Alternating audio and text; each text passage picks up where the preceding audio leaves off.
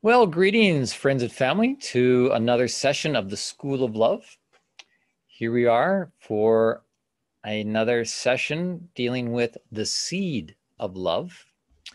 But before we get into that, just wondering what kind of week you've had. I've had a great week working with the love assignment from the last week. It's been an amazing week of just loving myself, which was the love assignment, to love myself, and in particular to forgive myself. And the reason forgiving is loving myself is because it gets the blocks out of the way to loving myself. So this past week has been kind of a mixture of memories coming on, things from the past that I had long forgotten, and kind of winced at, going, oh, why am I remembering that memory? That's not a very pleasant memory of something I did, some bozo move. But then I realized, oh, right, that is the love assignment for the week. I am to forgive myself for the things of my past, to cleanse the temple, to get these blocks out of the way. So it's been really a powerful week of taking those memories and washing them with love and forgiveness and putting them to the side and just feeling love come through much stronger from myself, which is what it was about. The primacy of self-love, to love yourself first and to really anchor that in solid. So hopefully you had time to sit with the two contemplations that we assigned with the love assignment. First one being the forgiveness of self, contemplation. And then the second one, the forgiveness of the other. If there's people in your life that you need to forgive, to send them love, send forgiveness, so that you can get that block, so you can get that poison out of yourself, out of the way. And if necessary, maybe you needed to go through some of the steps. I sent out the list of the 5 steps that you may want to work with in dealing with a situation between yourself and another where you recognize the mistake, the missing the mark, whatever you want to call it. You recognize it. Second of all, you acknowledge it. Third of all, you apologize if this is something that you need to apologize for, or maybe somebody needs to apologize to you. And then you make amends, whatever action needs to be taken to make amends for the folly. And then come, fifth of all, to a place of restitution, that you can rest in restitution, that it's resolved, it's reconciled, you have restitution. So I wanted to start off this evening actually going through the contemplation to forgive myself, just to bring that into the space again, to set that tone, and to really open up the flow of self-love by being able to let go of these things from your past. So you can take a moment to perhaps put a hand in the area of your heart with the heart-brain coherence practice. Just connecting with your breath.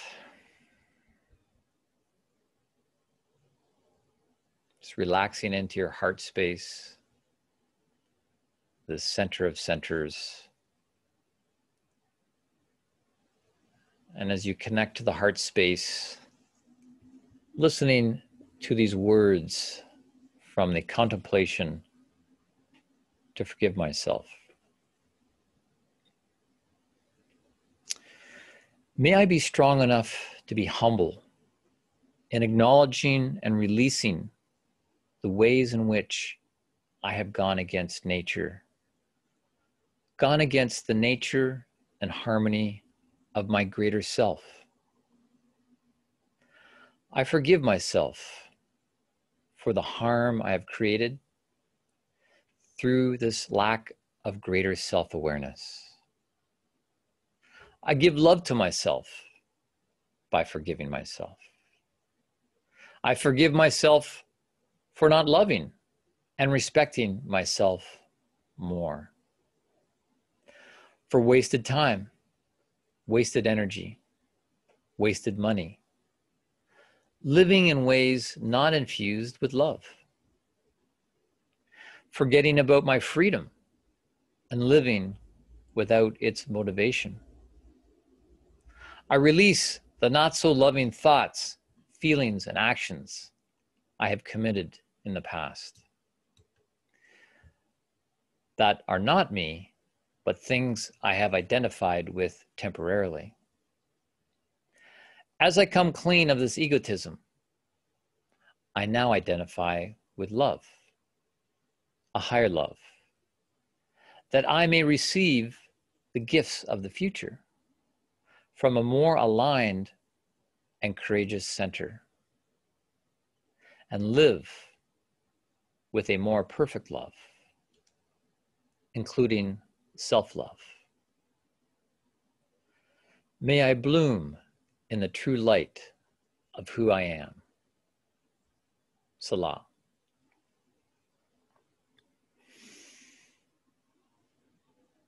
Just connecting those words, that sentiment, to your heart space.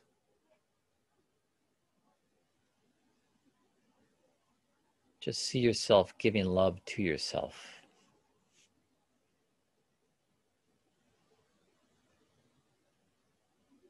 See yourself receiving that love.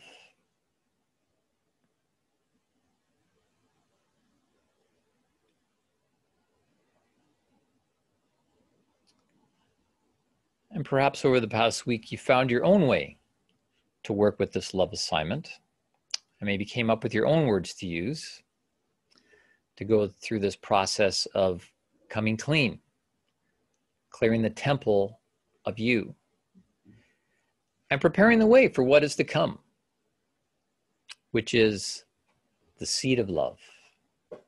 The seed of love, which is the name of this session. And if you did find your own words, your own way of doing this, then that's good. It's good to find the way, any way, to deal with the past, which can haunt us, intimidate us, torment us, cause fear, stress, and anxiety.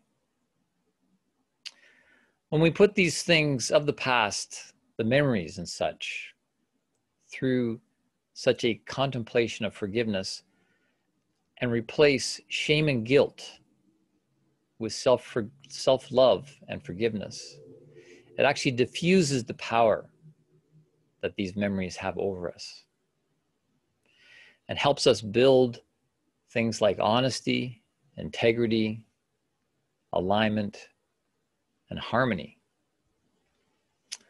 And this centers us in a place of receptivity, so we can receive the seed of love and all that comes with that. I would actually be more concerned if you hadn't felt that there was any work for you to do in this regard. Having no sense of remorse over things of the past is not a good sign. At the very least, it can mean that you lack empathy. But it's also a sign of a sociopathic inclination, where we see nothing in what we have done as flawed or wrong or missing the mark. And I've heard people sometimes say that they have no regrets about anything that they've ever done in their life. But I don't know if I could trust a person who says they have no regrets at all, because nobody is faultless. I actually do this contemplation from time to time. I've done it for seasons at a time over the years of my life, which is a good idea for ego maintenance. People get their car maintained regularly, so we should do the same with our ego. Do a checkup from the neck up, you could say. See if there's any stinking thinking, and make sure everything is in alignment and the tires are not overinflated. When I put myself in one of these seasons of self-contemplation, it feels like it catalyzes something in the filing cabinet of unconscious memories to start serving my conscious mind with papers, court papers, you could say. Memories that make me feel convicted of something I did. And doing this is a free will gesture on my part, of course, to come clean. And I do it in a way where I'm actually asking for evidence of where I have gone wrong, where I've missed the mark, so that what I'm feeling really shows some of my guilt, some of my blind spots.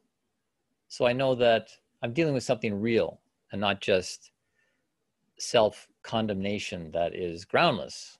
I want to know that there's grounds for my conviction, as it were. And I actually did this once in reality. I went to a police station and had myself charged for something that I did. I went to the police station. I said, I want to be charged.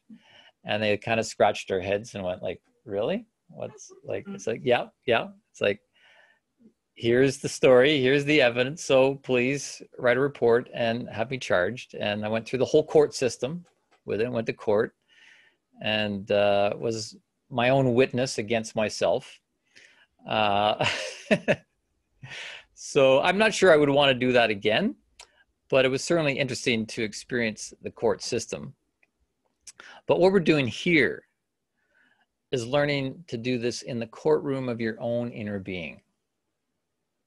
You as the one that's convicted, you as your own prosecutor, you acting as your own witness against yourself, and acting as your own judge as well. And this is actually incredibly empowering mode to learn, to take ownership for these things yourself, rather than waiting for life to step up or to enlist people into your drama to show you things about yourself that need to be addressed. It's very empowering if you can own all of these roles yourself. And that's what we're driving at here in this thing about self-love and self-forgiveness. And so to do this actually draws upon our omnidirectional cognition. This is the thing that we need to evolve in order to come into wholeness. Omnidirectional cognition, where we can look at things from different angles, different perspectives. This is going to be very empowering. So the point of this coming clean practice was to take memories of your actions, thoughts, and words, and to saturate them with loving forgiveness, to forgive yourself, and if necessary, to forgive others that were involved. And by taking yourself through this purification, it is a practice of perfect love, as we called it. Combination of pure and perfect love, which we know casts out fear. Perfect love casts out fear. Whereas living with unresolved memories of the not so loving things we did, which were of course out of the ignorance of egotism, will cause us to live in fear, cause us to live with torment. So what we're doing is learning to hold our memories in a new way, to hold them in a new and loving light, like we've just put them through the laundry, because we can't get rid of our memories, and we certainly don't want to suppress them, because if we do that, they will find some way to come out, and it'll just mean we'll be living in fear of the shadow side, and might even lead to needing to take little pills to keep things sedated.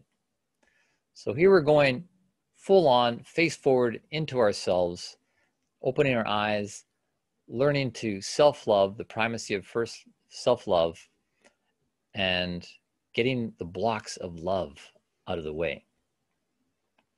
And to remember, perfect love is not about doing things perfectly. Perfect love is not about perfectionism, because a perfectionist can be quite annoying to others. It goes in hand with being a control freak. Perfectionist can often be a control freak who becomes a pain in the ass because they're so anal about everything. In fact, perfectionism can be OCD, obsessive compulsive disorder, which doctors might even prescribe medication for, because OCD is considered a psychiatric condition. But it's really a condition of the ego. OCD is a form of egotism that needs to be overcome and can be overcome. So things like that and perfectionism can ultimately be traced back to the roots of all roots, fear. Fear, which is the root of many negative human traits. And we know that this perfect love is a solution for fear, is the solution for fear. And so this perfect love can also help us overcome a perfectionist complex, because they are not the same thing. Let's go lateral for a moment and ask a point-blank question. Does love actually exist? Does love actually exist? This is, in fact, a question people ask these days. And if love is a real thing, where does it come from? Where is love? Does it fall from skies above? Is it underneath the willow tree that I've been dreaming of? Those, of course, are the lyrics from the musical Oliver. Nice. And are lyrics that I used to sing to my mother before going to bed when I was 10 years old, when the Oliver movie came out. So does love fall from skies above? Well, maybe. Maybe. We do not want to exclude any possibilities at this point in the School of Love, investigating love from all directions, omnidirections. It's a good question and deserves a good answer. It's also a new kind of question, not the sort of question our ancestors would have asked hundreds or thousands of years ago, does love exist? It's a sort of question that comes with our scientific age, where everything is open for questioning. But because love can't be examined under a microscope, some scientists have really called into question the veracity of its existence, stating that the feeling of love is not something we feel in our hearts, but is rather a product of our brains. And the brainiacs in brain research are certainly making strides to map the brain. There they can quantify the chemical signals of oxytocin, dopamine, adrenaline, estrogen, testosterone. What's your pleasure? The hormonal cocktail that is released in conjunction with emotions. And because they have identified this chemical activity in the brain, in the limbic system, the suggestion is that emotions originate in the brain and are a result of chemicals entering the bloodstream. Some even refer to oxytocin as the love hormone because of its association to feelings of attachment and bonding. Some scientists even compare falling in love to drug addiction, which makes love a problem because it ties into the brain's reward system. Your brain gets jacked up and addicted to the feeling of love, so it wants to keep the source of the feeling around, which can result in codependency. You need a love fix from your partner every so often, right? Otherwise, if you break up, your body will go through this love drug withdrawal. So you have a choice: stay stuck in a codependent relationship or suffer the pain of unhooking your brain's reward system and going through a love as a drug withdrawal. It makes love sound all rather clinical and something to avoid. So does love exist? And is it something we even want in our lives? Or is it just part of the grand illusion, part of Maya, a drug-induced figment of the brain. Other perspectives state it is a biological instinct we're born with in order to survive through a love drive to propagate the species. And others say it is merely a social construct designed by the media and programmed into us through socialization. These, of course, could be considered mechanistic and reductionist views of the human. There are no doubt half-truths in these perspectives, but in the School of Love, we want the whole truth. A perspective that embraces a more expanded view of the human, one that is, well, more human. We raise this question about love because for some, the jury is still out, and for some, they're uncertain about love. Perhaps the same way some are uncertain about swimming in the ocean. It looks big and dangerous, and as such, may have never swam in the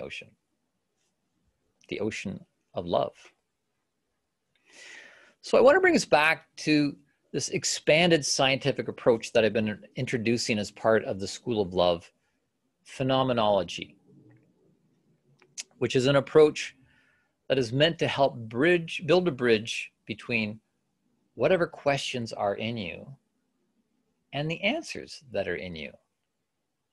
That's what phenomenology is all about. The ego is a question, but the ego also is an answer, has answers. So this phenomenological approach to the science of love builds a bridge between quantifiable aspects of things, measurable things, and qualitative things, the non-measurable things, things we can feel the quality of, such as love.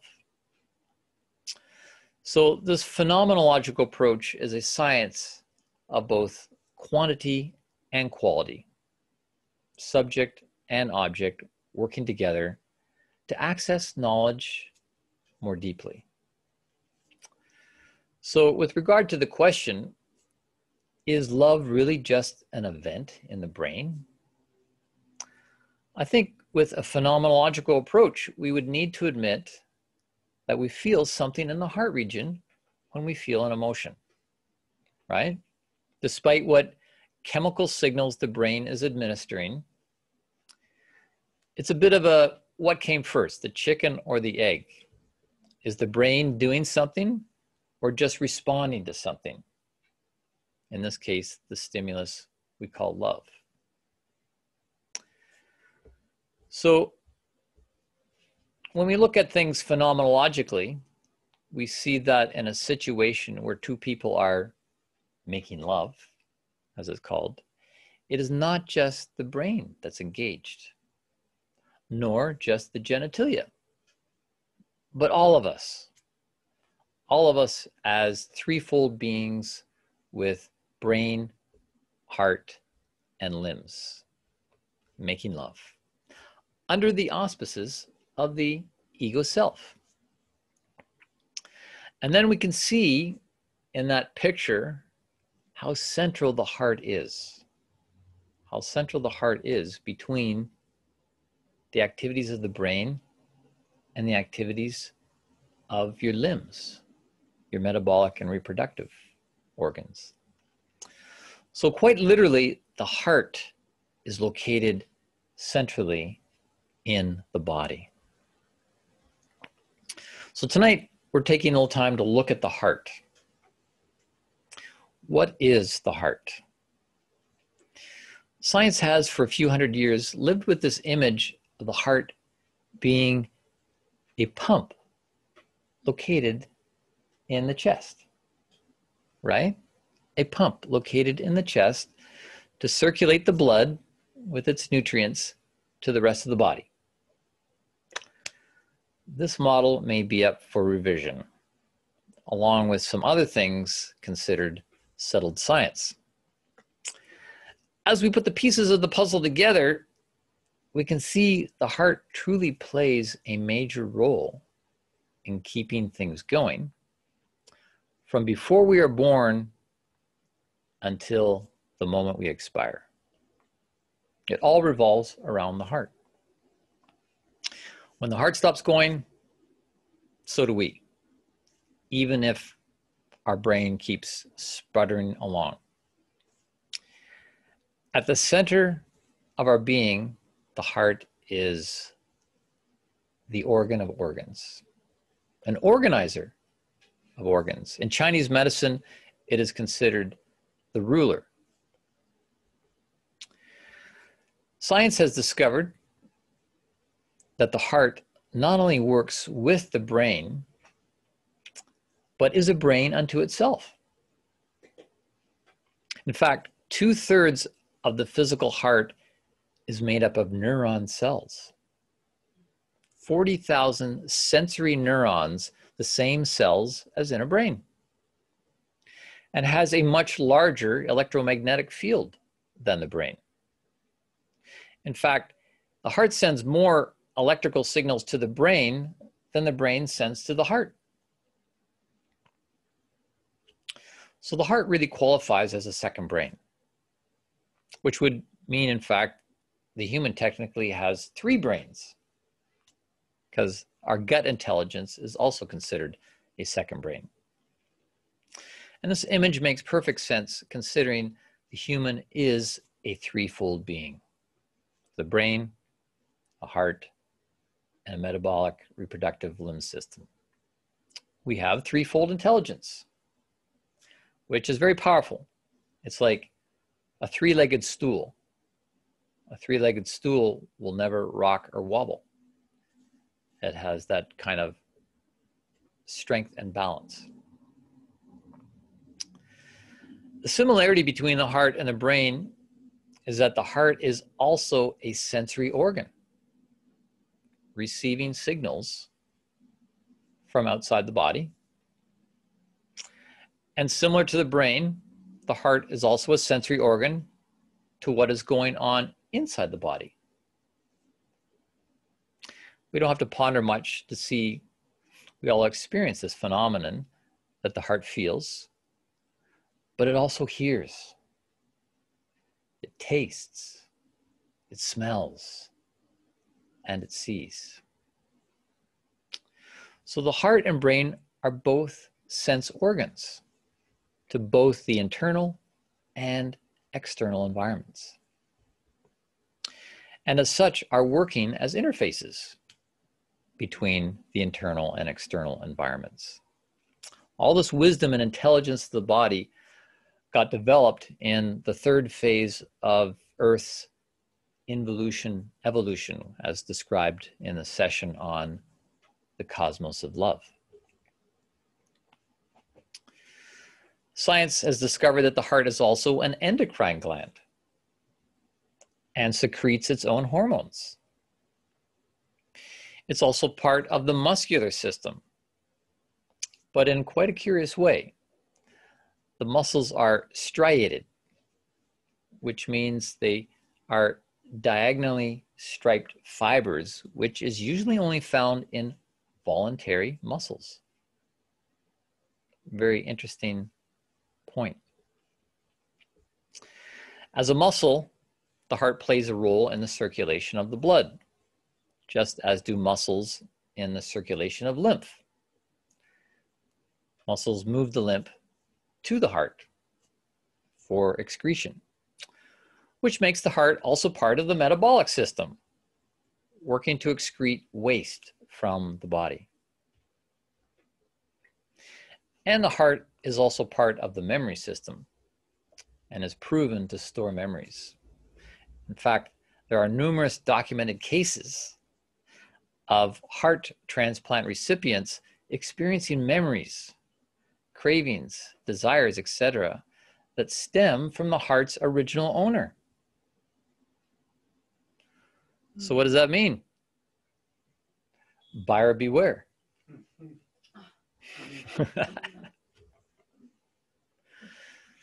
So the heart is many things at once, but one thing it is not. It is not a pump. The heart is not a pump. Yes, you heard me correctly. You can throw out the outdated textbook on that one too. It is not a mechanical pump sitting in the middle of the chest. It's time for a reimagining of the heart. A reimagining of the heart as part of the evolutionary, revolutionary paradigm shift we are currently in. When it comes to the heart as a mechanical pump theory, this is, of course, something taught in every university around the world and has been for a few hundred years. Certainly, there are aspects of the human and the universe at large that work in a mechanical manner. We can see that. But there are other aspects that are organical. This is another duality we need to consider: mechanical and organical. And it is so much more satisfying, if not interesting, when we hold two paradoxical ideas in mind simultaneously, two seemingly contradictory things as simultaneously true. Something can be mechanical and organical at the same time. The mechanical model looks at the liver as a chemical factory, the kidney as a waste treatment plant, the brain as a computer, and the heart as a pump. And certainly one could use these mechanical metaphors as ways to understand how these organs function. But we can't overlook the fact that when all these seemingly mechanical functions are functioning, there is something alive and organical going on as well. So is science correct in teaching that the heart is simply a pump? The word science means to know. And the fact of the matter is that science has more than enough data about the heart and knows it is anatomically impossible for this organ weighing about 300 grams to pump over 8,000 liters of blood a day. Blood, which is something 8 times more viscous than water. Pumping it through millions of capillaries, the diameter of which is sometimes smaller than the red blood cell itself. And doing this from the time before we're born until we expire. That would be compatible to lifting 500 tons of weight to the height of a kilometer every 24 hours of your life. Let me repeat that. That would be comparable to lifting 500 tons of weight to a height of 1 kilometer every 24 hours of your life. Anatomically impossible. Unfortunately, when an idea gets entrenched into our collective consciousness and is propounded at the highest levels of education, it can be sometimes hard to change the paradigm. As it is said, sometimes change takes place one funeral at a time. But we can't afford to wait for the old paradigm to die off. Rudolf Steiner, over 100 years ago, spoke of two of the most important things needed to be understood correctly in order for humanity to progress properly. Firstly, to understand you aren't working for money. Of course not. You don't work for money. That's not why you work. You work because work is intrinsic to life, to living. And money is just auxiliary to the actual work.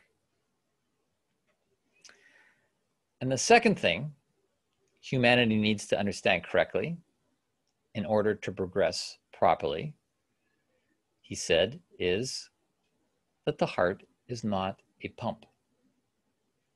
Exact quote, the heart is not a pump.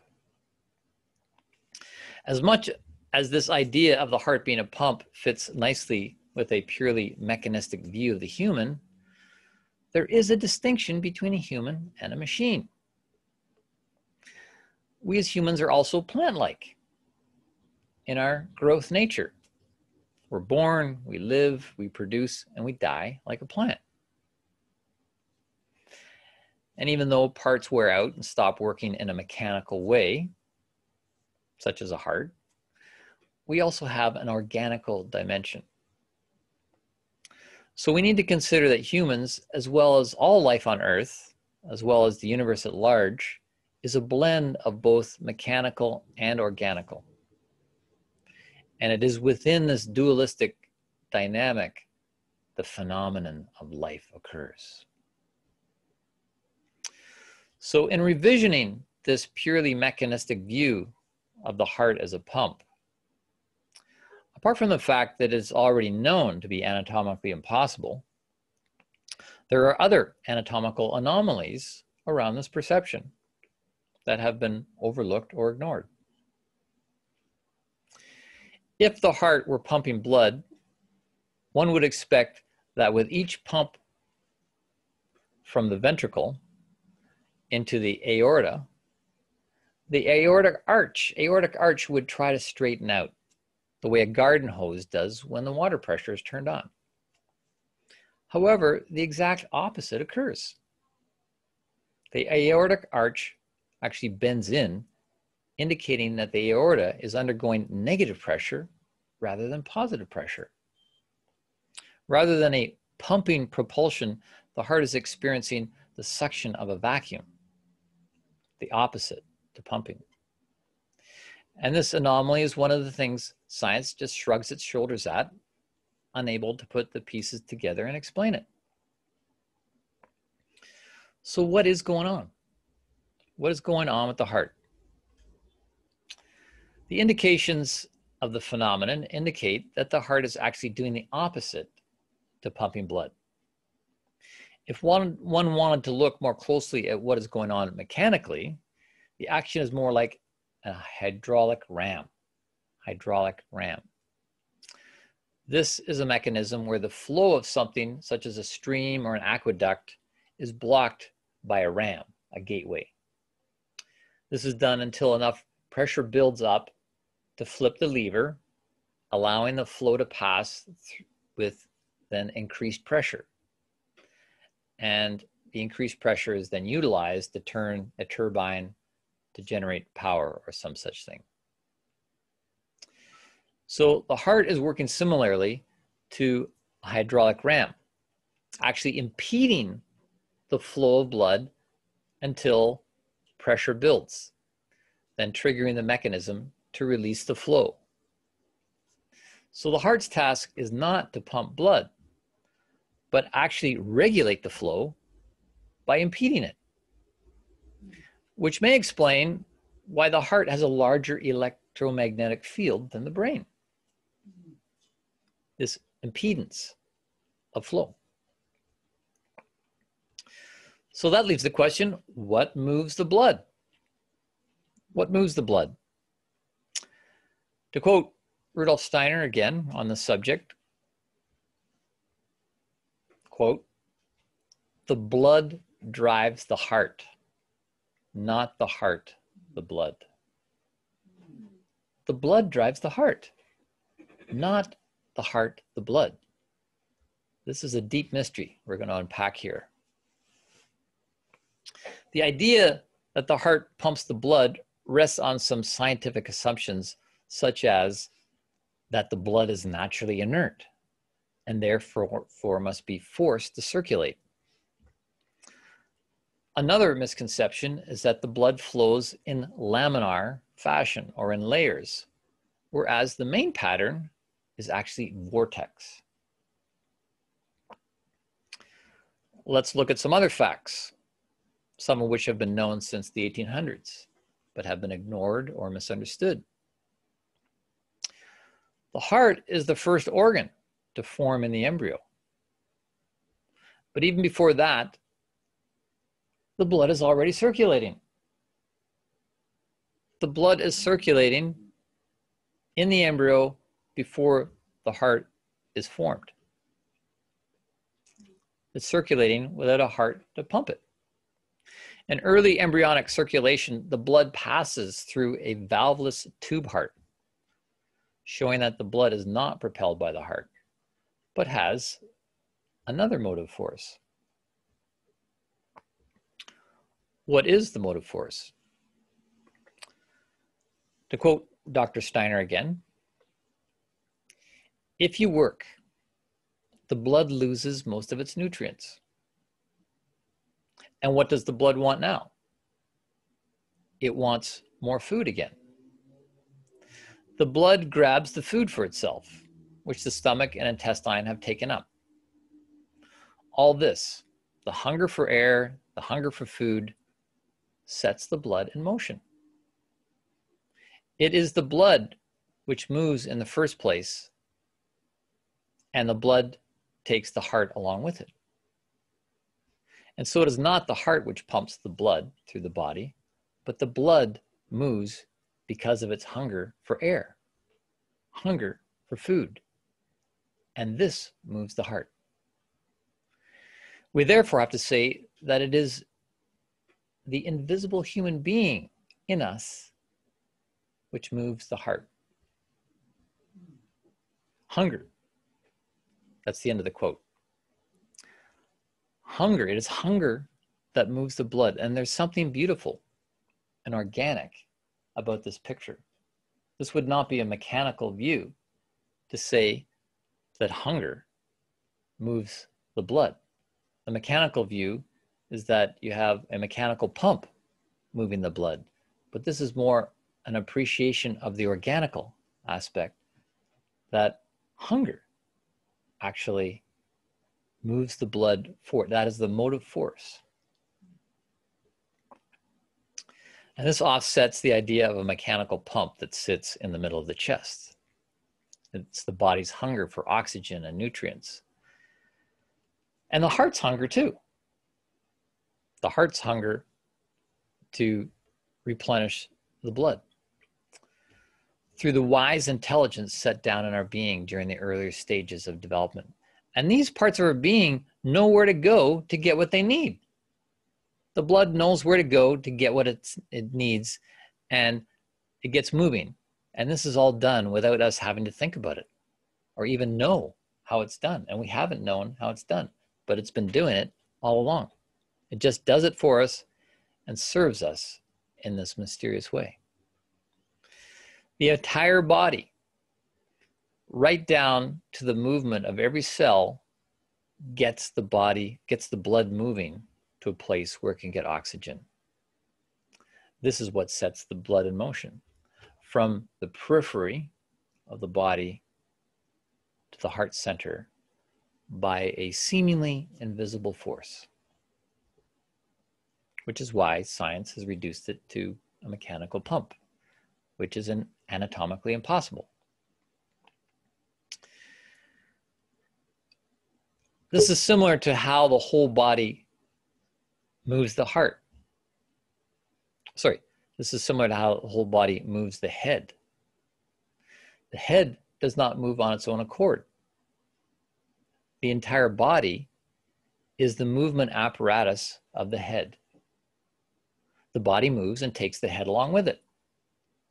So both the head and the heart are moved by the rest of the body. This is a deep perspective with profound implications. We also know the heart and blood are formed from the same embryonic material, and that the blood actually formed the heart. The blood formed the heart in the embryo, just as all organs are formed in the embryo by liquids in motion. That's how organs arise. Liquids in motion that come into form. In the embryo, this flow of liquids gives rise to the form of organs. The heart's vortex structure was formed by the vortexing nature of the blood, both of which reflect the spiral nature of everything in the universe. The heart took on its spiral shape so it could support the blood's vortexing through the body. So we could say the blood formed the heart, and now the heart forms the blood. Beautiful relationship between the blood and the heart. The blood formed the heart, so now the heart forms the blood. This vortex shape of the heart ensures that when the blood is sent out, it moves in a spiraling fashion through the arteries and veins.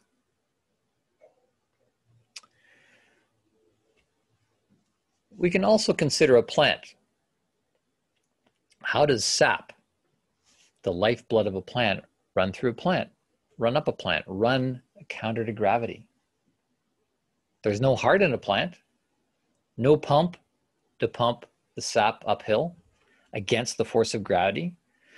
Where does the force of levity come from? If sap is not being pumped by something inside, then there's only one other place it could be. From the outside. That is, in fact, it. The fluid in the plant is directed by something on the outside. One could even say this mysterious invisible force making the fluid flow is in the periphery of the plant. It's in the seasons, in the cycles, the temperature changes, the light, barometric pressure. All of nature is involved in the sap's movement on the inside of the plant. It is moved from the outside, from the periphery, moved in its spiraling growth by the forces of the cosmos. If you did not connect the outer events with the inner event, it would remain a great mystery as to how the sap of a plant actually moved, and moves the whole plant, in fact. And this same analogy is the same with the blood in the human. One could call this the power of the periphery. As for the flow of blood, this began in the embryo, where the periphery of the embryo was the mother herself. Her body was involved and carried the life of the developing embryo and the blood in the embryo, even before the heart was formed. It was moved by the mother as periphery, the mother rhythms. And this flow eventually formed the heart in the embryo. And from there, the heart was established to do all it does, which is a lot, but it is not to pump the blood. And in fact, every cell has its own vibrant intelligence, vibrant threefold intelligence. You could say each cell has its own thinking, feeling, and will, or brain activity, heart activity, and will activity in each and every cell.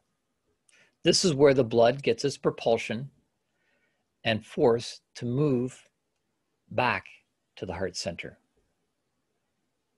The power of the periphery. And considering the power of the periphery, let's ask what moves a simple mechanical compass. Is it within the magnetic needle of a compass to move itself? Not at all. That simple piece of magnetic metal is moved by the entire magnetic field of the earth. This nice little compass I got on eBay to do exactly this, demonstrate how this piece of metal, this needle, is not moving in and of itself, but is being moved by the entire magnetic field of the earth. The power of the periphery. The compass needle has nothing within it to move itself, but is embedded into the whole of a much larger picture. The cause of the movement can be sought in the periphery of the compass. Indeed, is the result of the great mechanical workings of the universe itself. It's a duality between the center and the periphery. And this is an important principle to follow. We can now speak of the environment the environment as the periphery, or environment, as I've been calling it, and for good reason. Let's look at the similarities between the environment of an egg and the environment of the heart. I watched a video on a YouTube science channel which gave a completely erroneous statement about how an egg is formed, saying the yolk of an egg formed its own shell out of itself. Not true. In order for things to grow and form, from seeds to eggs to hearts, they always draw from the environment. A crash course on how an egg is formed for your eggification. A hen's egg begins as an ovum secreted from the hen's ovaries. That begins a journey along the oviduct, gathering from the peripheral environment elements to build itself into a fully formed egg. The yolk is surrounded by an albumin, otherwise known as the egg white. Then comes the shell membrane. Then, while it's in the hen's uterus, drawing calcite from the hen's body, comes layers to form a shell. Lastly, as the egg leaves the uterus, a bloom or protective layer is added to seal in moisture and keep out bacteria. And through this action, which has elements that are both mechanical and organical, a living being is formed within another living being. We may marvel at how something small forms in this small space, but really we should marvel at how the same thing that applies to the compass applies to the hen and egg. The movement of the magnetic needle lies in the entire cosmos, not just the needle. And similarly, the development of the egg lies in the entire cosmos, not just the hen. Just as the greater universe has a part in the magnetic needle, so too the whole cosmos has a share in the hen's body. And there must be also a connection between the heart organ and the ego, which we've been talking about extensively. And there is. The original warmth that gave rise to everything, including the ego, now wants to take its next step through us, through you, as a free ego being, or freego. So what is that? What is this next step? What is the ultimate expression of this spinning into existence? In a word, seed. A seed is the ultimate expression of the universe's spinning things from an invisible existence into a visible existence. And whether we're talking about an egg or a seed, we're essentially talking about the same thing. We're looking at the ultimate expression of the universe. And if you were to reduce yourself to the key thing that would continue your existence, it would be the seeds and eggs we possess, right? Seeds and eggs hold the potential for life. The universe is spinning into existence eggs and seeds so life can be born and continue. They hold the code for future unfoldment of life.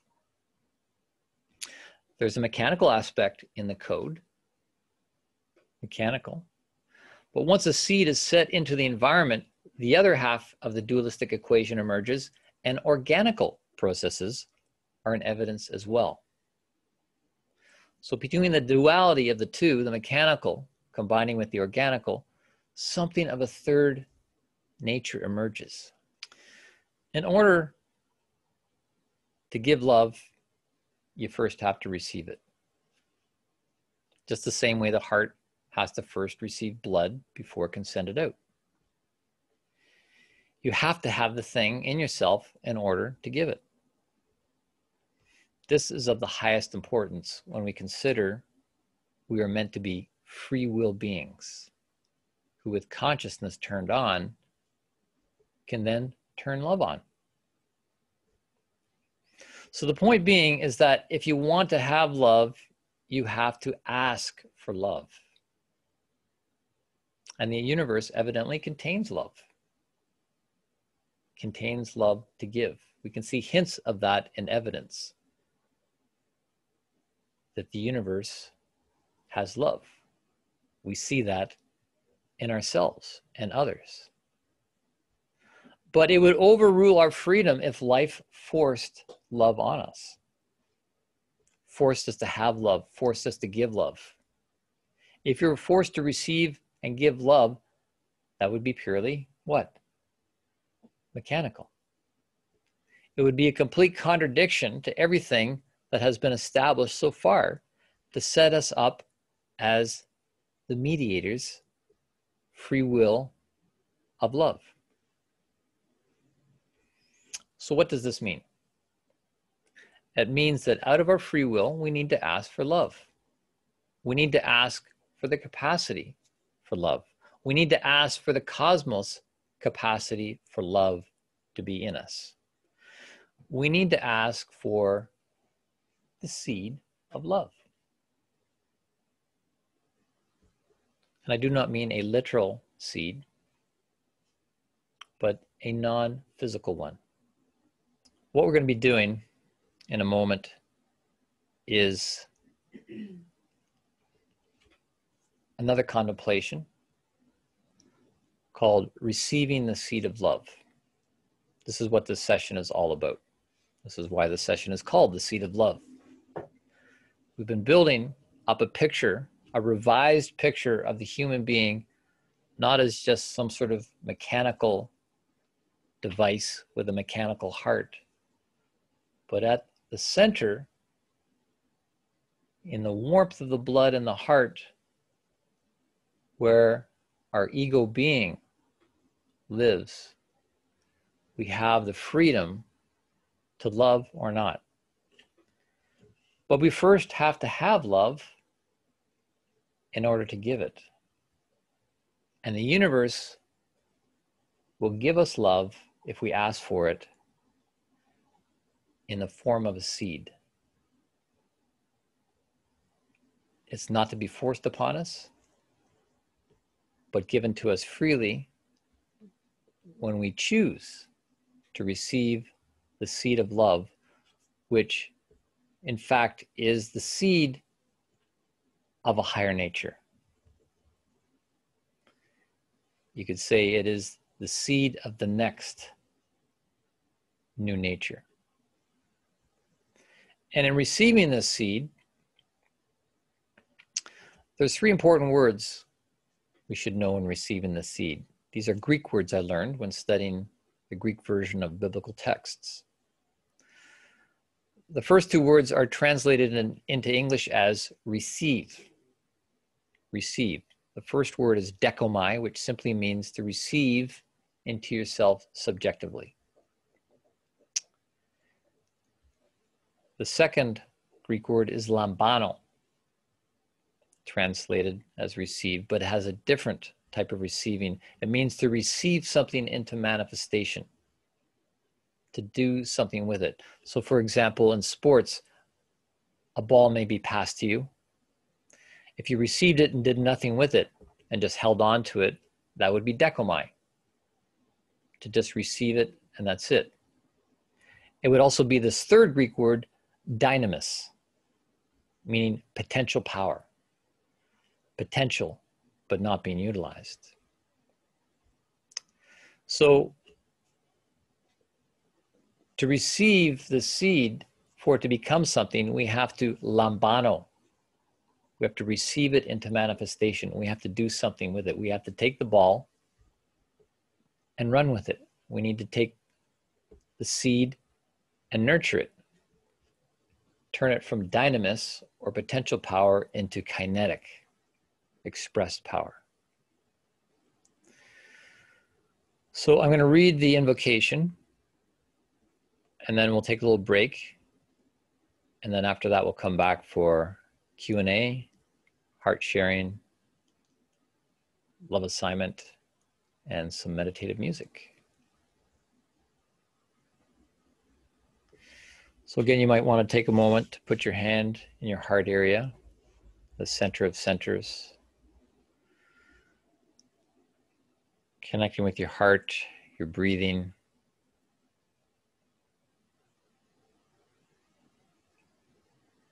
and with your mind, focusing with gratitude on the potential of receiving the greatest gift the universe has to offer,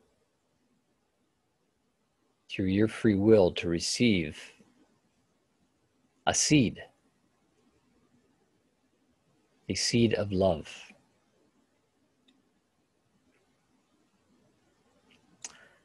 Here is the invocation. Receiving the seed of love.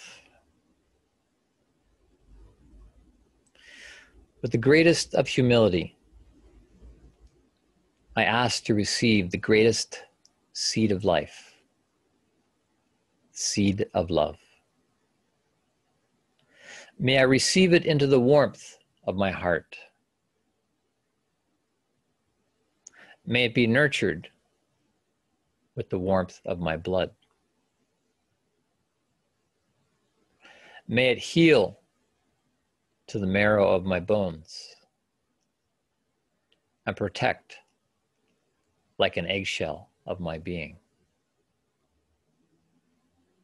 May I nurture it in the light of my dawning consciousness. May I hold the seed of love with the greatest respect and give it as love to others, as I would like to be loved. I ask the seed of love to guide me in being a bearer of love, giving freely what I have been given freely. And may I always remember the source of love, the source of life, now and evermore. Okay, we're back in the loft, in the Zoom room, in the seed of love. So, lots to discuss here in our second half. Not sure where to start. I normally start just to see how the love assignment from last week landed for people.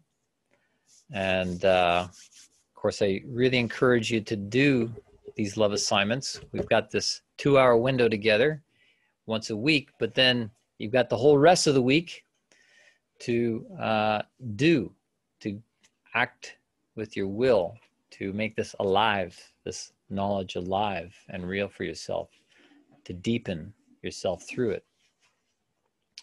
But I know there's a learning curve here. We're breaking some new ground, and tonight we covered a lot of ground. So totally want to give some airtime to what was covered this evening, including this whole thing around the heart not being a pump and balancing out this mechanical view with an organical view, and then bringing us to this really monumental gesture of recognizing that the universe produces seeds and eggs for life. And so for our love life to flourish, out of our free will, we have to ask the universe to plant within our ego being, to impregnate our ego, or now I'm calling it eggo, because there's something egg-like about our ego, to receive the seed from the universe, the seed of love, to impregnate us, that we may live a higher nature. So anyhow, let me just open up to see where people are at. If anybody's got something off the top here they want to bring up. Who do the love?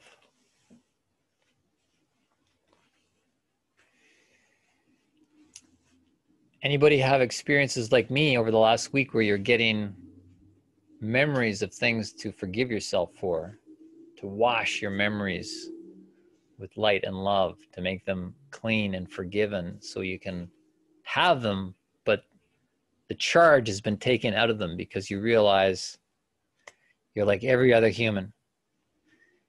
You make mistakes, you got flaws, you got blind spots, you get tricked by Maya, the Maya matrix, and it's all information. So to look at it, to love it, and let it go. Anyone else have something to share regarding last week's love assignment?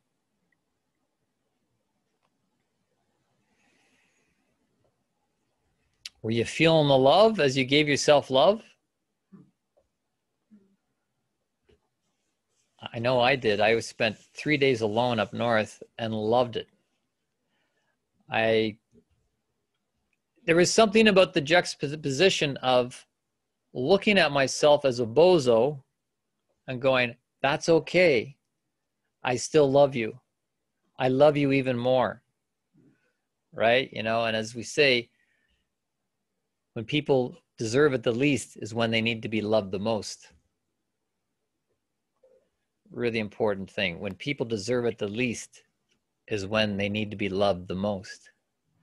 And so I was turning on the love over the weekend as I saw things that were not worthy of love, that were not noble human things. The way I treated my mother, the way I've treated women, the way I've treated people, the way I've treated myself. Like, it was just living out of the ignorance of egotism. And we're all in it. This is what we're here to do, is to overcome these things in ourselves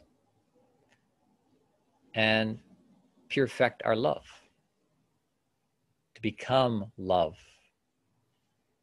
to live from this place of the seed of love. And so the reason we went through this coming clean process the last week was so that we could cleanse the temple to receive this humagamous gift of the universe, the seed of love, into our being and be changed by it.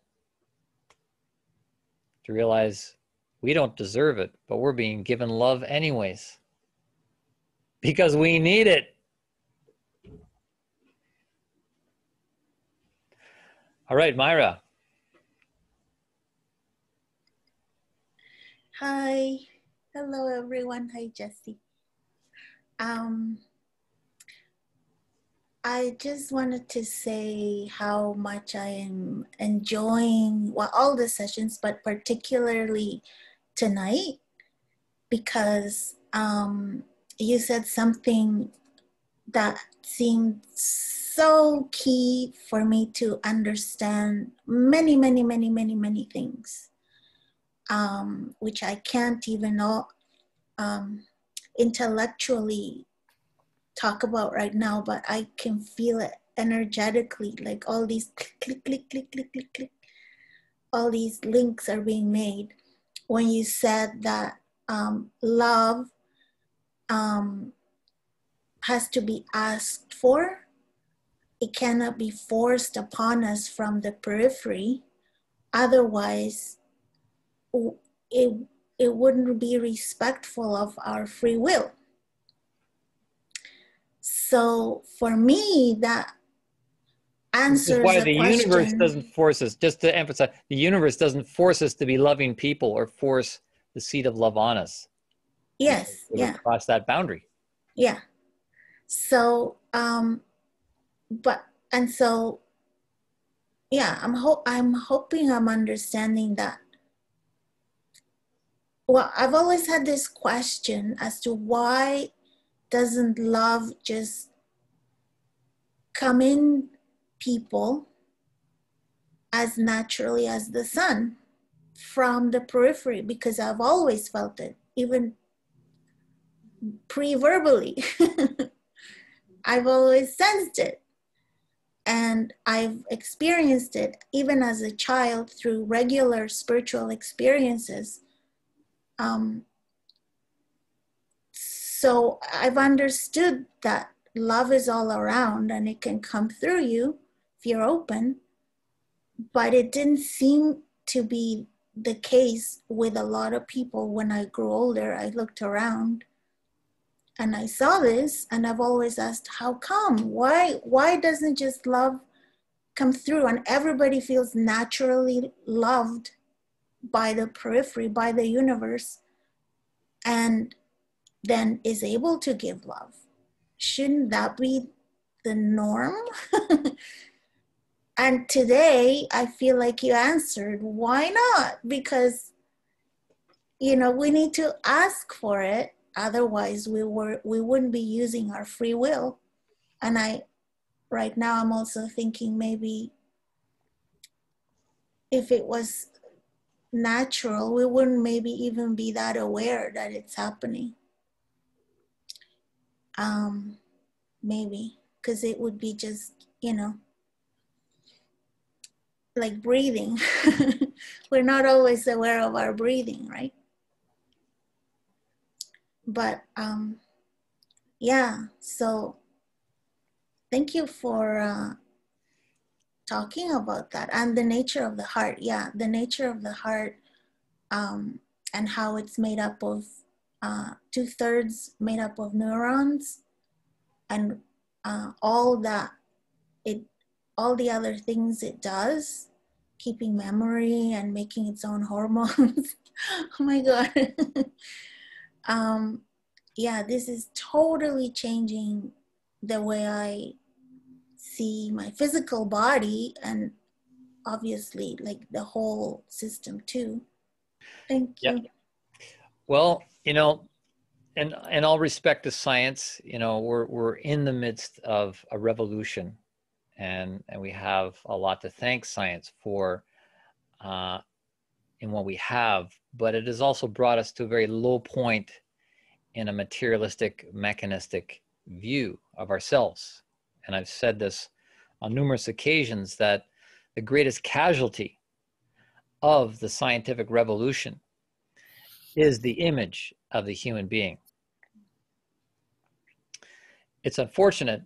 It's an unfortunate fallout, you know, how science has come along and trashed basically this view of ourselves as divine beings, because if you can't prove it, it ain't true. You can't prove you're a divine being, so it ain't true. But we can prove, you know, you got a body. So this is basically the reductionist scientific image. But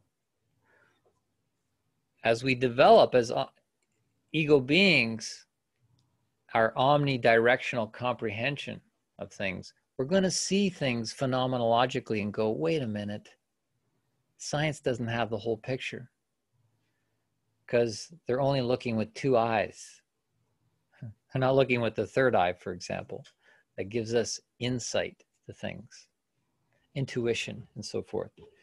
So anyways, what I'm really excited. This talk I've been really excited about, because as you see, I've been building systematically, and I hope you can appreciate, you know, this is the 6th session, and I've been building systematically and logically very sound ideas that I hope, you know, I could put in front of a hard-boiled scientist and go, look, you know, there's a bigger picture here, and I'm not just blowing bubbles out my neck. That, you know, when we start to talk about the human's free will, for example, this is such an important point you were bringing up at the beginning, Myra, but why love isn't happening naturally. Why people can fear or hate or, you know, envy and all these things.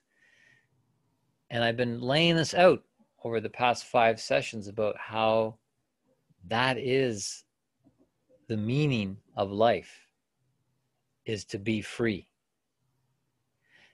to be free of dogma, to be free to choose how you want to express yourself. And so we're not free about a lot of things, right? You know, we didn't necessarily choose to have a body, you know, this kind of body, you know, didn't choose to have testosterone or estrogen running through. I mean, these just all came with being human. These are things that we didn't get to choose. We don't choose whether we're going to breathe or not. You have to breathe or you're going to die. And so it's being done involuntarily for you. But nothing's being done involuntarily for you to make you love. As an ego being, we have the freedom when it comes to love. And it's a very tiny thing in the whole morass of stuff of being human. To survive, to thrive, like there's a lot of stuff. And we could overlook love. And people do. They go a whole lifetime just overlooking love, not really thinking about it. Just kind of like it's there peripherally. Like you said, you know, it's sort of like there peripherally, like sunlight kind of touches us. And it's like, ooh, I'd like more of that warmth. But it doesn't necessarily come. Why? Because this tiny little thing in the middle of all our humanness is that we have to reach out and recognize the potential for love, the dynamis for love, and realize that that is the ultimate. And just like the seed has, just as the universe, the ultimate physical thing that it produces is seeds and eggs for physical life, that on the spiritual level, there is a seed of love for our spiritual life to fulfill capacity to love. And the potential's there, the hardwiring's there. It is evidently within the realm of possibility to love. But how to lambano it, how to bring it into manifestation, we have to first ask for it and receive it and say yes. Say yes to love that I wish to incubate within the eggo of my being, the universe's invisible seed of love, and live from that seed of power, the power of powers.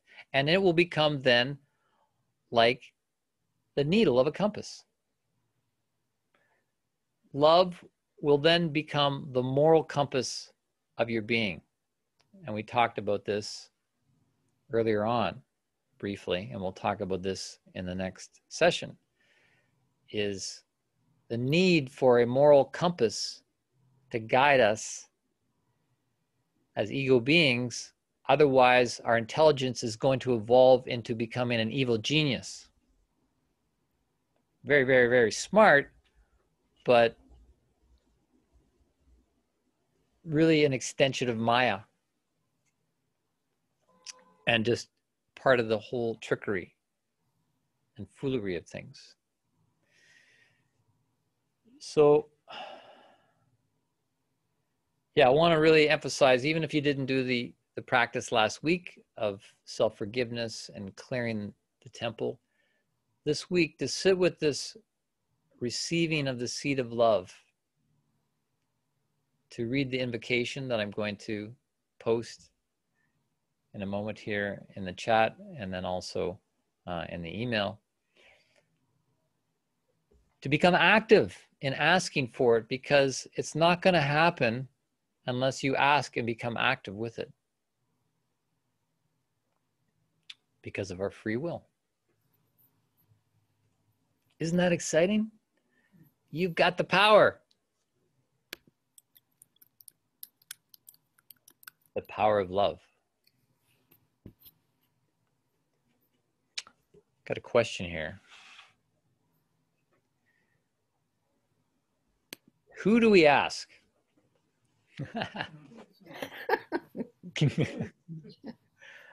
All right, this is a great question. I've been waiting for questions like this, and I've been avoiding coming out and just like making statements around these sorts of questions. Who would like to step into that question? I get to ask the questions in the Q&A.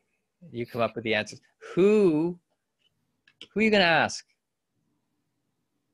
Put it in your own words.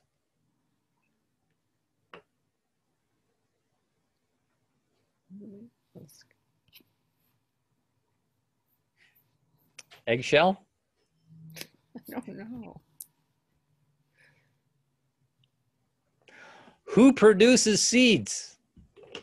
Who produced the egg and the hen?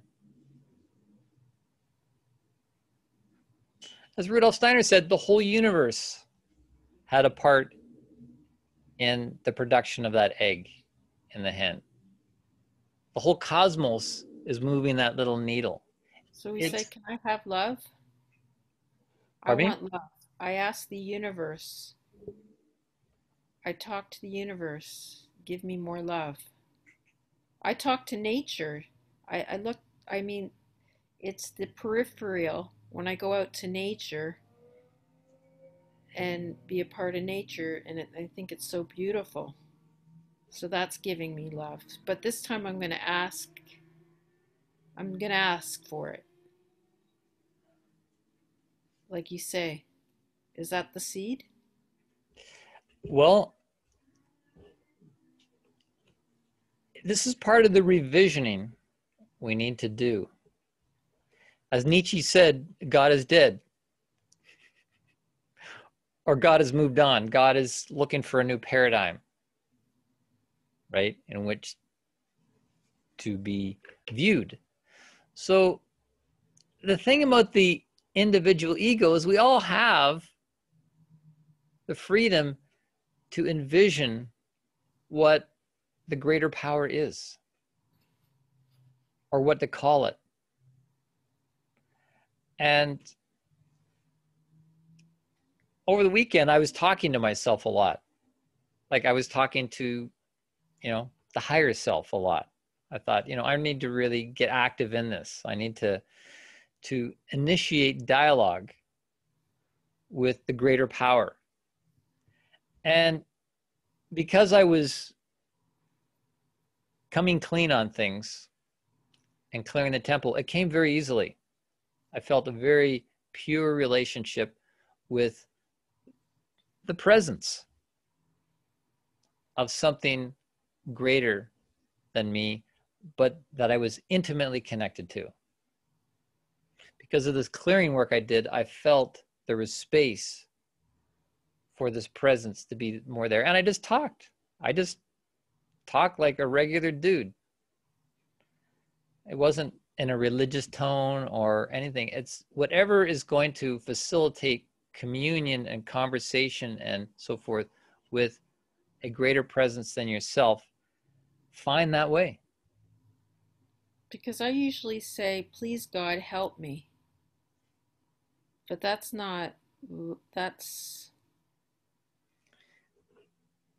fine. But also to recognize how much the help is there. Like that is great, actually. That is great. Like I do that too. I'll ask for an answer to something and the answer is instantaneous in my mind. A lot of the time it's just like, it's just been waiting for me to ask the question, to open up that portal for an answer. Other times it takes time for it to come around, for you to receive an answer. But at the basis of it is a love relationship. This is what we're really building up to, is that because we can see we can have love, we know that the universe contains love. If we can have love, then love is part of the universe. So to develop a loving relationship with that presence. Not too formal, not too stodgy and religious. There's a lot of humor as well in the universe. I've been working at this for a few years, and so I'm not new to this, and often there's tremendous humor in my relationship with the greater presence of the higher self. And I know there's humor in the humorverse because there's humor in me. So there's got to be humor in the universe. It's just logical. So we want to keep it light. And in that lightness and levity, you'll find a different kind of space than the mundane space. But I want you to really try this week and surprise yourself with what comes back, what responds to your request to receive the seed of love into your life. And it doesn't cost you anything. This is not going to cost you anything except for one thing. In order to get it, you have to pay attention. Pay attention. You pay with your attention. That's all it costs to get it. To get it, to receive it, and to be able to be guided by it in unpacking it. Good one.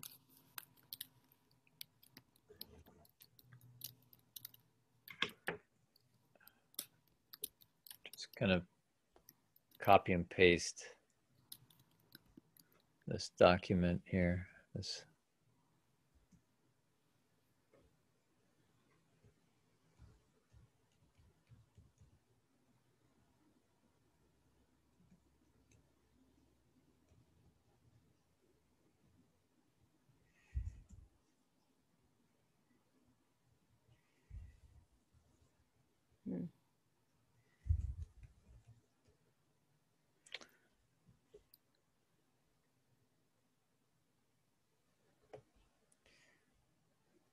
Yeah, you may not have been expecting this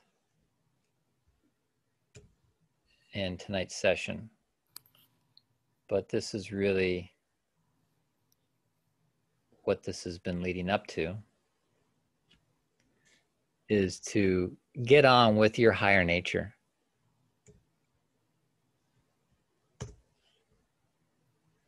I posted the invocation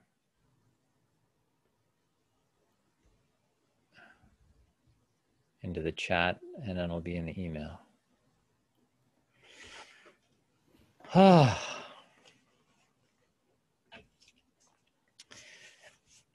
It's not easy being human,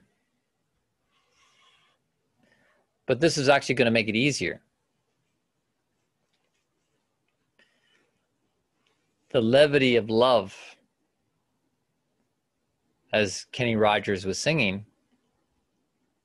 What was he singing?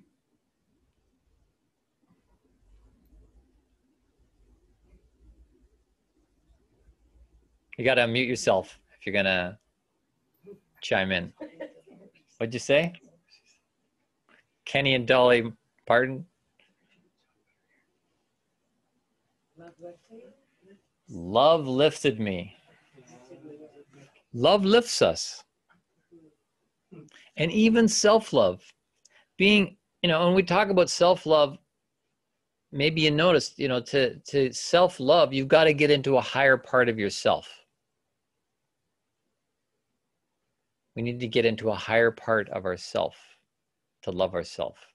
And that's why we did that last week, is to start to get into a higher part of yourself to love yourself, to come clean the temple, and now to receive the greatest gift, the greatest thing that the universe has ever produced. Not a physical seed, which is pretty darn amazing. When you think of it, I was meditating on acorns this weekend.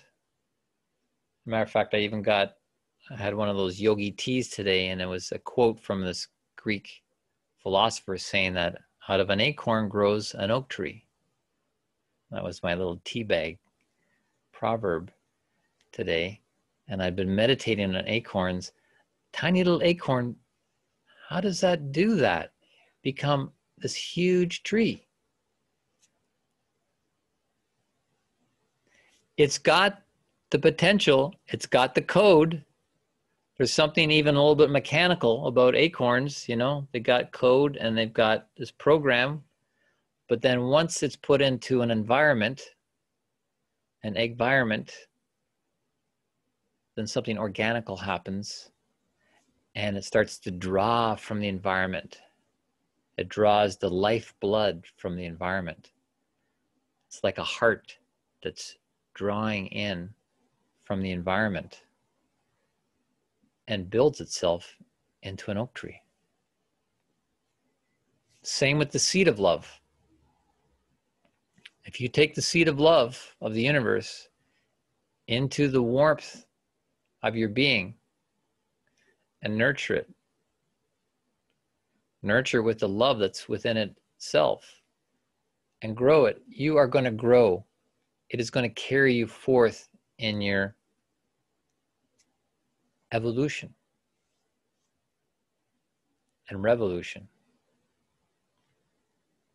Revolution from within.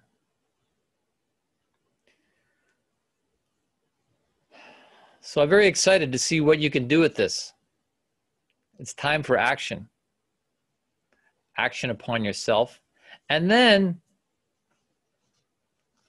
of course, love is meant to be shared, given. And we're going to talk about this in the next sessions. Matter of fact, just a little bit of a heads up. The next session was supposed to be the last one, but I've not been able to cover everything I want to cover. So I'm going to be doing 2 extra ones after next week. So we've got 3 more sessions. Hey. Keep the party going. Keep the party going. Yeah, 3 more sessions of this. That'll take us up till, I don't know, early December. And then we'll keep another party going. But yeah, I hope you're enjoying this. It seems like you're enjoying this. I'm enjoying it. And I'm really enjoying preparing these. But yeah, there's more to unpack. So we've got next week and then 2 more weeks. I want to redo a couple of pieces as well, which will be part of that. But it's, we're moving into the how, not just the what, where, when, and why, but how. How can we learn in the school of love, the school of life, to fulfill the greatest part of human destiny, which is to be a bearer of love? A bearer of love so much that we become love itself. That there's no distinction between yourself and love. That in fact, it is something that you breathe. You breathe in and you breathe out. You receive it in and you give it out. You receive into manifestation, lambano. And not just decomai. You're not to receive it just to sit on it. Just because it's called the seat of power doesn't mean that you sit on it.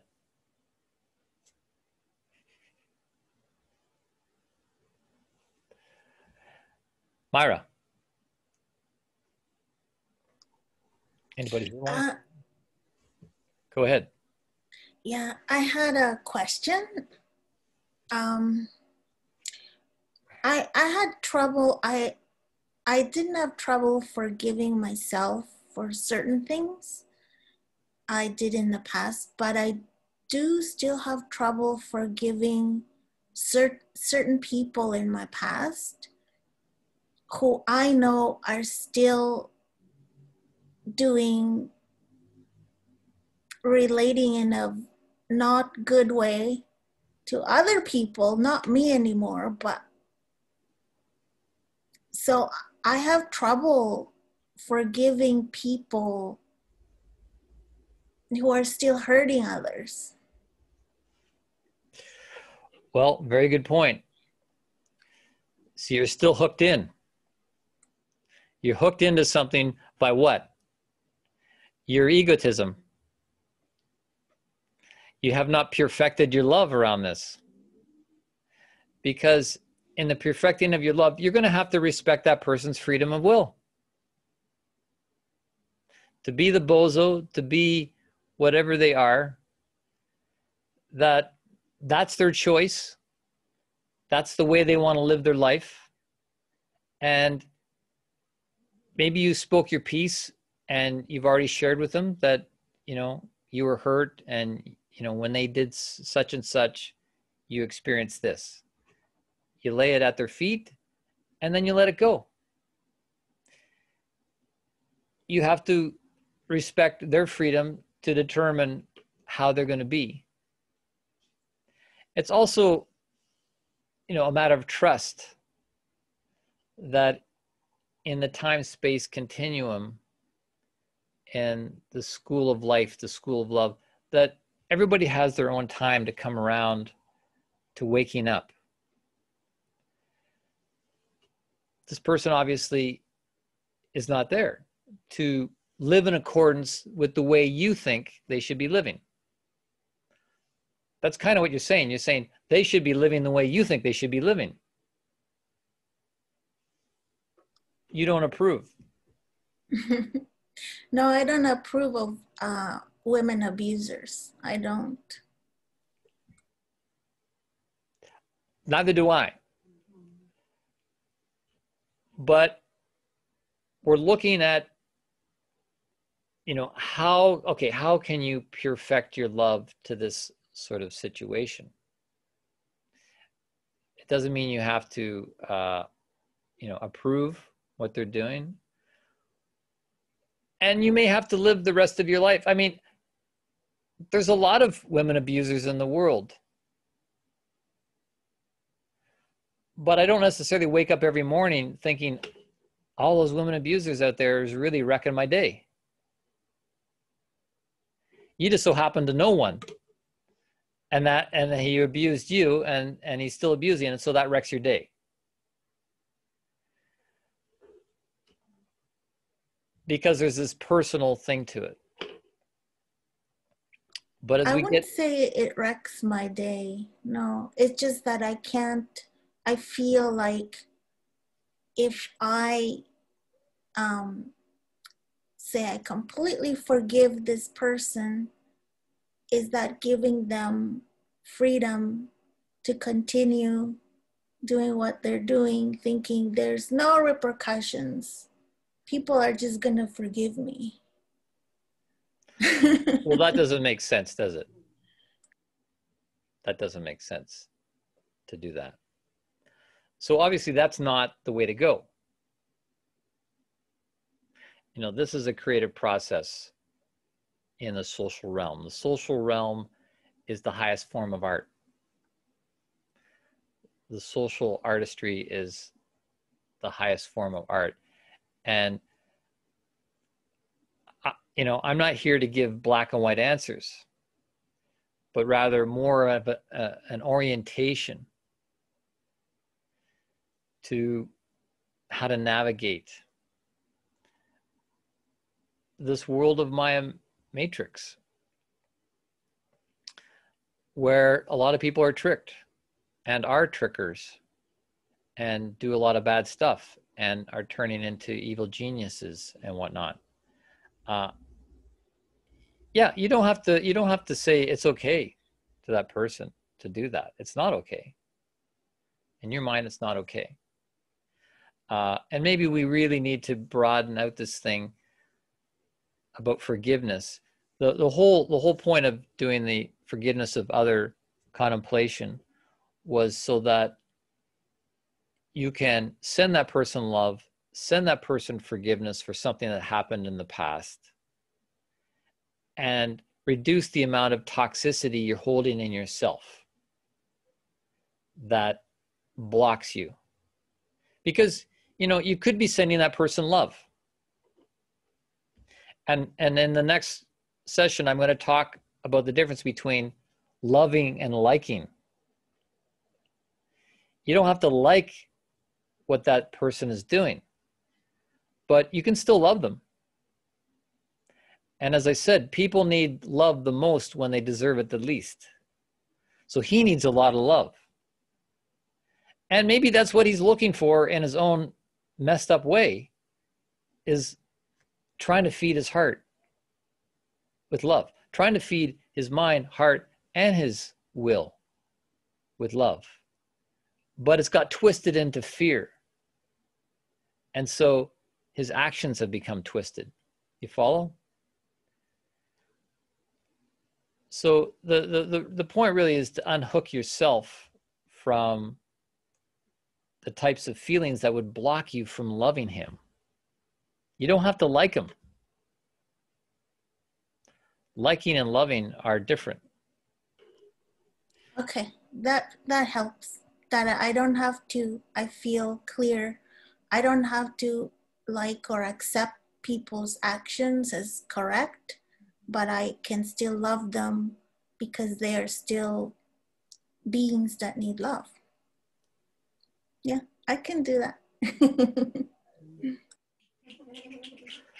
And that's going to nurture the seed of love within you. The seed of the universe is going to get nurtured when you can come at it that way. And yeah, I guess that's good. We kind of open it up a bit more there. So you don't have to like it, but you can love it.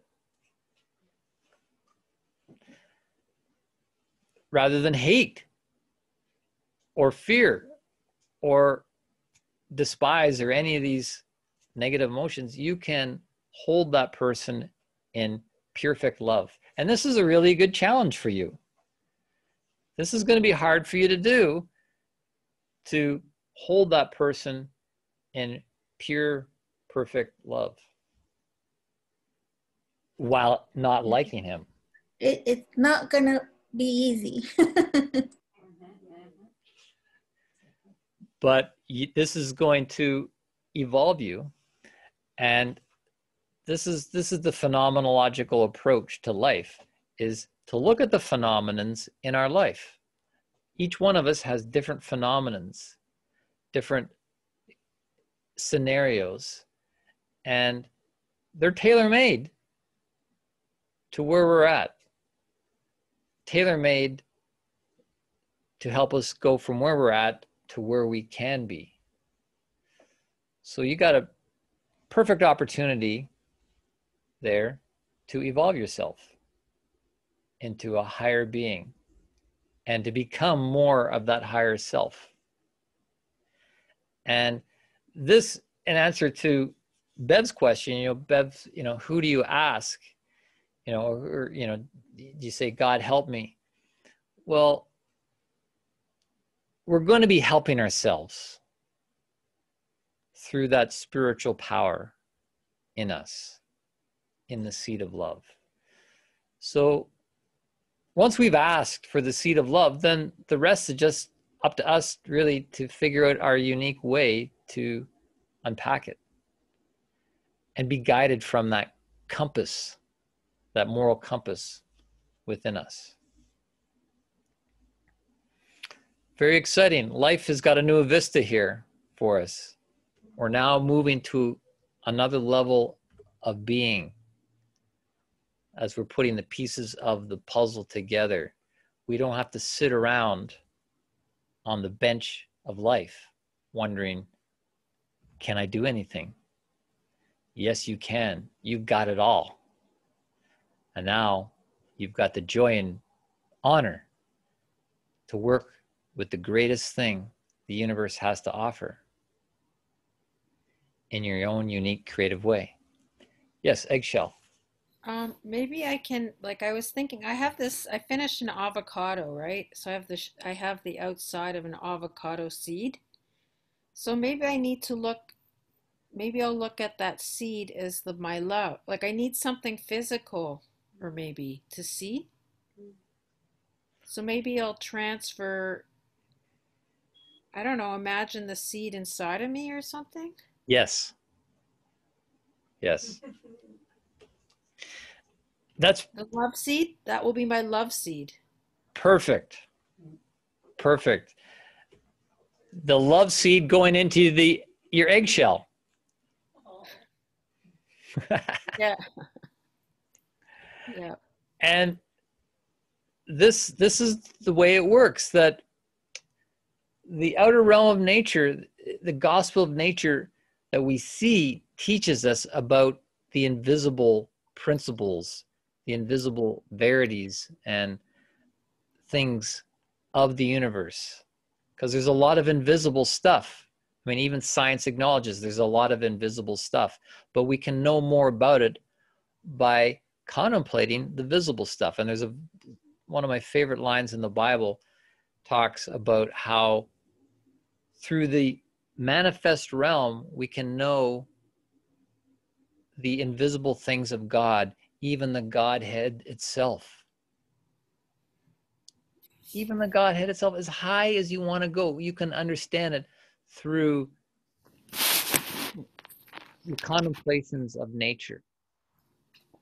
And we're going to get into this in one of the next sessions. This is why I need more time, because I'm going to talk about love and knowledge. And we were reading that in Higher Worlds, weren't we, about how without love, things cannot reveal themselves fully to us. Remember that line? Yeah.